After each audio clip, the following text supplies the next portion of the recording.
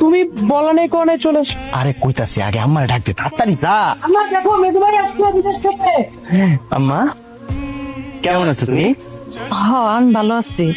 ভাইজান কেমন আছো? ভালো আছি, কিন্তু তোর কয়া নাই বলা নাই, ঠাস কইরা বিদেশ থেকে চলে আসলি, কোনো সমস্যা? 7টা বছর বিদেশ করছি, আর বিদেশ করতে ভালোই লাগতেছে না। মনটা খুব ছটফট করতেছিল তোমার দেখার লেগা, সেই জন্য তোমার খবর না দিয়ে চলে আসলাম। ভালো করছি না আম্মা? হ্যাঁ ভালো করছস। তয় বাবা তুই যে আবি আমার তো একবার ফোন করে কইলি না। ফোন দেয়া কইতাম যে ভাই তুই 7টা বছর বিদেশে থাকছস, আর 5টা বছর থাইকা তারপরে চলে আয়, সমস্যাটা কি? এরপরে সুন্দর মতো দেশে চলে আসতি। হ্যাঁ বাজান, তুই তো আমার লগে ভিডিও কলে কথা কস। ভিডিও কলে কথা কলে আমিও তো তোরে দেখছি, আমিও তো চিন্তা করি না তুই যেন চলে আবি। আমি তাহলে ফিরা যাই। আরে রাখ, কই যাবি?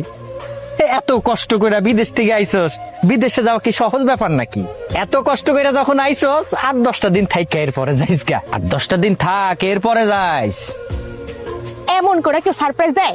তোমার সারপ্রাইজ পাই তো আমি একদম অজ্ঞানী হয়ে গেছিলাম। এটা তুমি কোনো কথা বললা?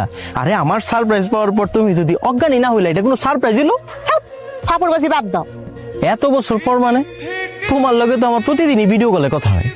ভিডিও কলে তোমার দেখা আর সামনাসামনি দেখা কি এক হইল? রাত দিন পার্থক্য।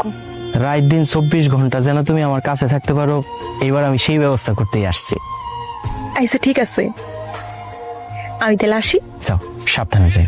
না, বাংলাদেশ থেকে যদি আইফোনটা কেনা আমার দরকার হইতো, তাহলে তুমি যে বিদেশ থেকে টাকাটা পাঠাইতা, ওইখান থেকেই তো আমি আইফোনটা কিনতে পারতাম।